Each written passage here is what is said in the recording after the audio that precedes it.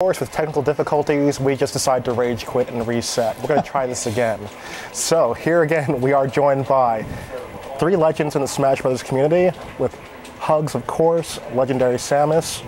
We have Chudat, the Ice Climbers main, who is basically the grandfather of that character, and some Sephiroth Ken guy who, I don't know too much about him. How's it going today, gentlemen? Pretty good. So, great. So jumping right in, I mean, I've spoken to a lot of you guys, in person about this, or not in person, but online. How do you feel about the prospects moving forward? I mean, we'll talk about the past in a little bit, but I just want to jump right in. And how do you feel about the idea of Smash returning to MLG? The ultimate stage for this game. Would you come back? Would you put those gloves on and jump in the ring and get involved again and compete at that level again? Let's start with you. Okay. So I think MLG is going to be amazing. I'm going to see if I can go. Most likely I should be able to go. I think it's great that MLG is bringing back Smash, both Melee and Brawl. I think it's great what Evo has done for the community. I think it's great what Travis has done for the community. And it's amazing. My area has 50-man tournaments now. And so I guess it finally progressed all the way up until MLG. And so it's I can't wait for MLG. It's going to be a lot of hype. I think Smash is going to keep getting bigger and bigger, so especially with Smash 4 coming out. So definitely a really, really interesting time to be part of the Smash Bros. Community. And of course, we have a SoCal legend in Hugs. Hugs, what are your thoughts on it? What's going on with SoCal with that buzz, especially since we're talking about Anaheim? You're muted. Hugs, your mic might be muted. Oh, there you go. So can you? Oh, am I good? There you go. Yeah, you're good. Yeah.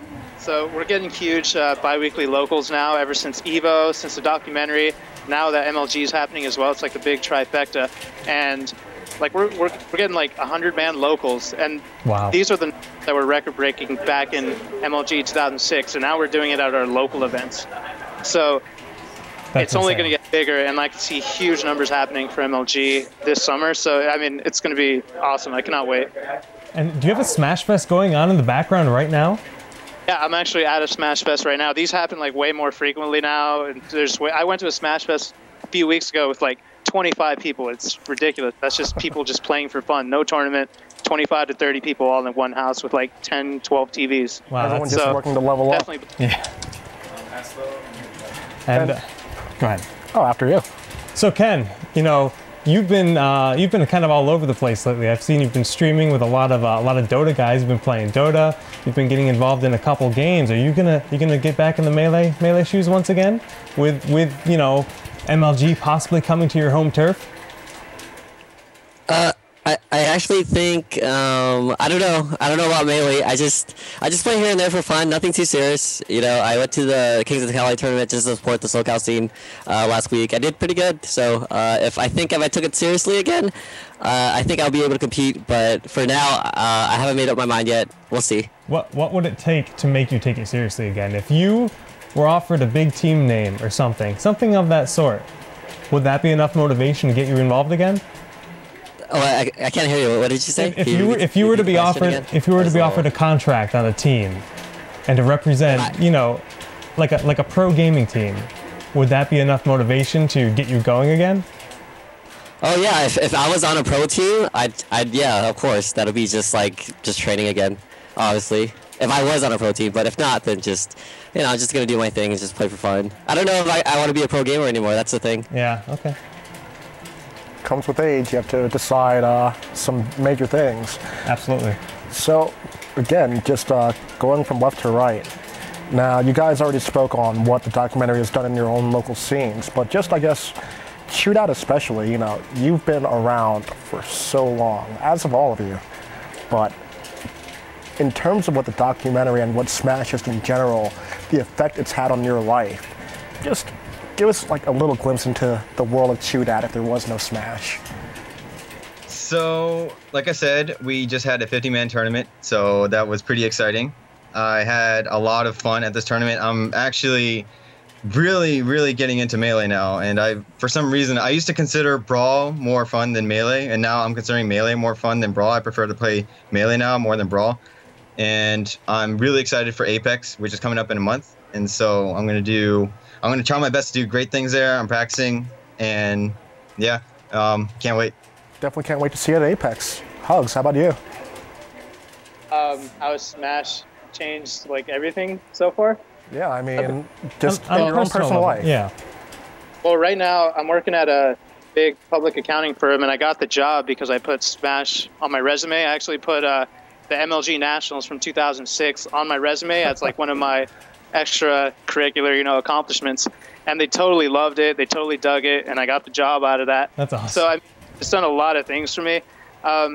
Lately, since I started picking the game back up, like it's just, making friends with all these new people and then reuniting with all my old friends from Smash, like everything just gets way better every time I decide to pick this game back up. So I don't know why I ever left to begin with, but I'm definitely 100% in it now and hoping to do big things in the coming years, So. Definitely looks that way, because it looks like you have Fiction and the Crimson Blur on your couch. Shout out. And Ken, of course, Well, we've seen a lot of Ken over these years, in the game and out of it. Just I don't even know where to begin with you, Ken. Just talk, Ken. Talk to your servants. I guess after Smash, I just decided to finish school, so I'm a illustrator. I'm going back to school to get my contractor's license, and I just been streaming, having fun. I went on Survivor after Smash to see how I would do. I think we all like that. And then I'm starting to stream Smash here and there just for fun. But I don't have the. Just to say, I'm not being really competitive with it. I just play for fun for now. So I don't know. I don't know what Smash is. People say like you can never quit Smash, and I quit for 5 years, and I ended up coming back and playing here and there and trying to help out with the community. Evo was really big. I came here out there to support it. People were just happy to see me play. I mean, I got a lot of good comments about like my I did a Mars tutorial, and people liked it a lot. Yeah, you are, all three are such venerated people in the scene. I don't even know if I want to be a pro player right now. I'm still like undecided, so we'll see. But still, the potential is there. You mean there's a chance? I mean, I teamed with Hugs last the Kings of Cali. We did pretty good. We got 5th, so I don't know. I definitely think that if I were to commit 100% of my time into Smash again, I could do well, but I don't know if I want to. So you're basically saying it could go in either direction? It could probably go either way, guys. It's good stuff to hear. Now, I guess let's talk a bit about the past. Of course, you guys are all veterans of the circuit and whatnot. Just the difference between the circuit and then the whole grassroots scene, What was it like in those days, knowing that you have to go to this event and this event for points, and then, you make it to the big stage? Just going all around the states, having fans and things of that nature. And then, I guess after the whole grassroots scene died down from MLG, what was that transition like? Start with you, Chu. Okay, so that transition, transferring from Melee to Brawl, basically the whole MLG scene died kind of when Brawl came out, so that was like 2008, and then I focused on Brawl, personally, and then I just didn't focus on Melee too much. I was kind of like trying to get good at Brawl because I wasn't that good. I was picking up random characters, and I finally found a character that worked for me. And I love my fans. They're awesome. They come to me at tournaments, they say hi, and it's a good feeling, and I'm sure the other guys can agree. And yeah, it's I love it. I love being part of the scene. I love the community. That's why I'm still here. And yeah, so that's what I think. Hugo, how about you? The transition from traveling city to city during MLG to the game almost dying was kind of crazy. I did leave the scene during that time, and we were having like 10-man locals. It was pretty sad. And then it all got brought back, and it all started growing again. And then I decided Brawl wasn't for me, and then I jumped back in. And you know what? After a while, you realize while the big cities and the big shows are nice, the most important part about the Smash community are the grassroots event. That's what keeps us going. Like, we're self-sustaining. So then when we end up getting these big tournaments coming to us, wanting to do an event with us, it's like a huge treat. It's a bonus. So it's always super exciting to get set up for those. But what keeps us going is the grassroots and the community. So yeah, the transition was weird, but it just brought us back to our roots and it taught us to grow again. And that's what we did.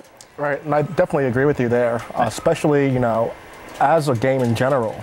Smash, there really aren't that many invitationals. It's open to the public. Right. So definitely if you're interested in getting involved in the scene, there's going to be a Facebook group for you somewhere out there. And I'll tell you, I mean, Smashbros.com, there's a lot of resources, but I mean, it's so easy to get into in the community. It's just so welcoming to new members. So I mean, if you've never been to a Smash tournament, go to Smashboards, look on Facebook, look up, if you live in Arizona, look up Arizona Smash Brothers. You'll find something, I guarantee it. Yeah. And there's definitely an outlet for you there. But, also speaking to grassroots, I wanted to, just bring up Apex. Chu talked about Apex a little bit, and you mentioned that you're going. Ken and Hugo, you guys planning on going to Apex this year? I'm finding out Monday if I could actually go. So I'm crossing my fingers, hoping I could go. Fingers crossed for you. How about you, Ken? I'm probably not going to Apex. That's understandable. I'm sorry to kill the hype, but I'm probably not gonna go. Okay, fair enough. At least you warned us. Now, Ken, you've been... What? Prague, let me say something first, all right? I think the thing about grassroots and MLG tournaments are 100% different. Grassroots are run by, local smashers, but with MLG, it brings so much hype that people get so good at the game. Right. When I started playing Smash at grassroots, the skill gap just went slowly and slowly and slowly. But when MLG came around, people just came out of the woodworks. They had people like PC Chris Crazy coming out of nowhere. I mean, people like even True Dat stepping up their game, right? MLG just brings out so much competition, and and more people find about it because LG is so big now that once LG comes around, more people will get into Smash. And I think even though we have our top 5 or top 8 now, because I kind of know the new community in Smash now, but I think there's gonna be someone out there who's just gonna come out of nowhere and start destroying people. Definitely. I just feel that. Yeah. Just mark my words, Frog.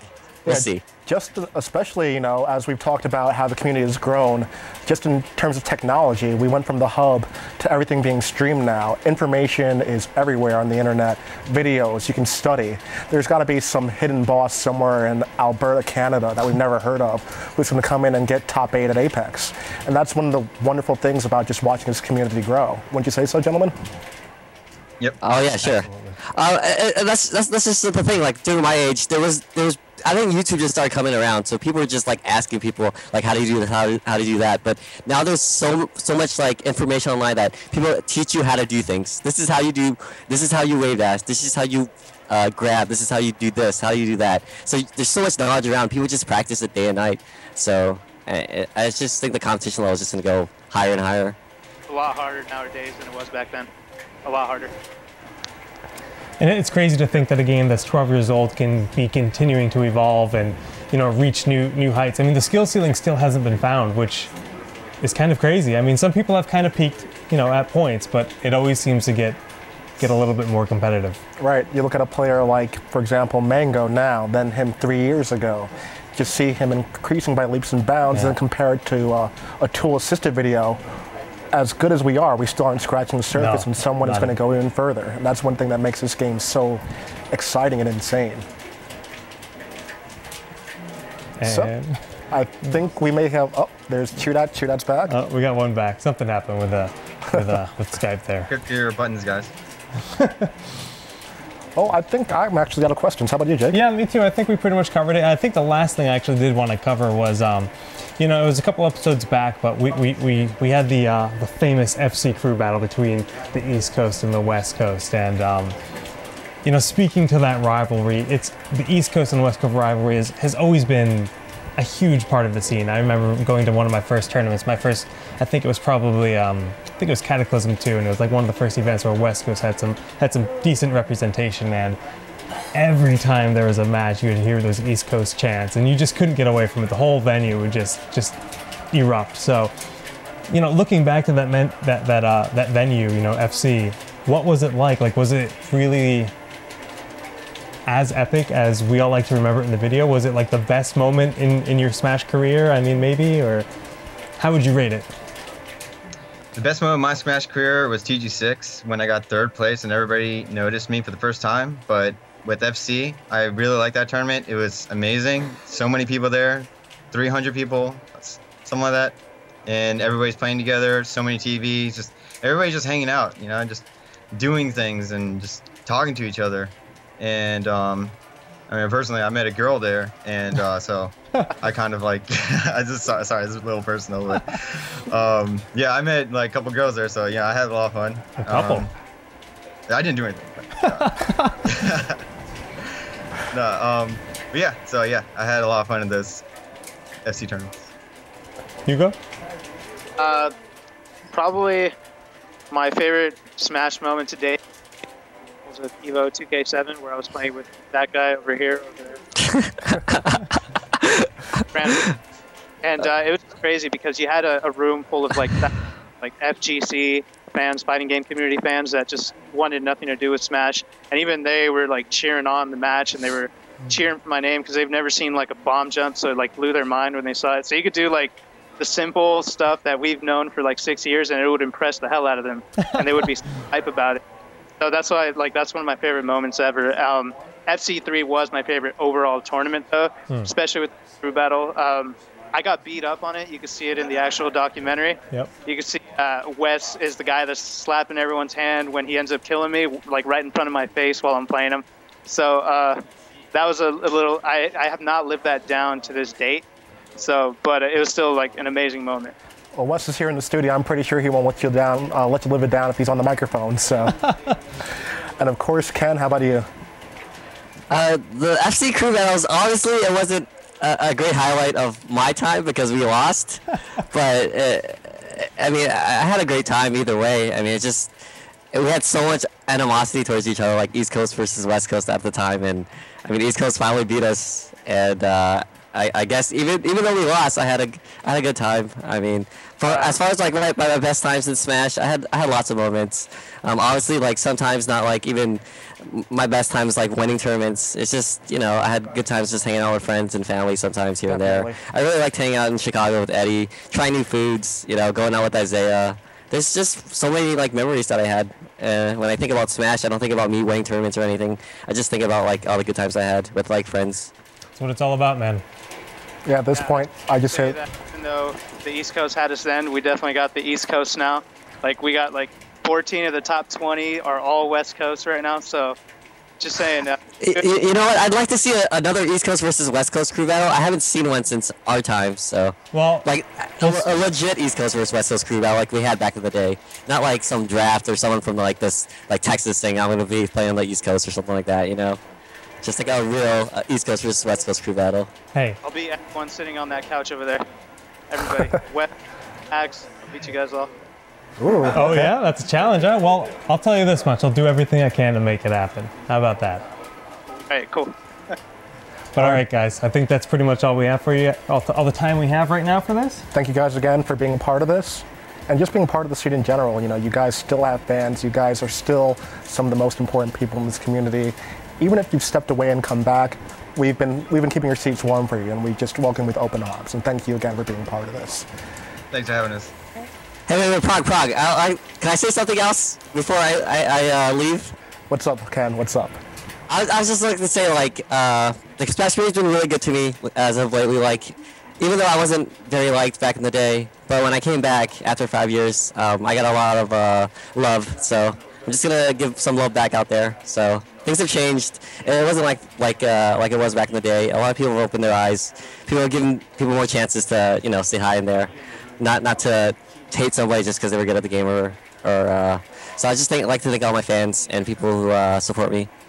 And maybe if I get that enough support, then maybe I'll just think about coming back and playing again. But until then, it can go either way. Peace out. Well, you did look pretty good at Kings of Cali 3. I know the fans certainly love to see you try and take the throne once again if we end up somewhere in SoCal over the course of 2014. But I think we're going to go ahead and come right back to another commercial and get right back into the next episode of the Smash Brothers documentary series. Stay tuned here on Major League Gaming.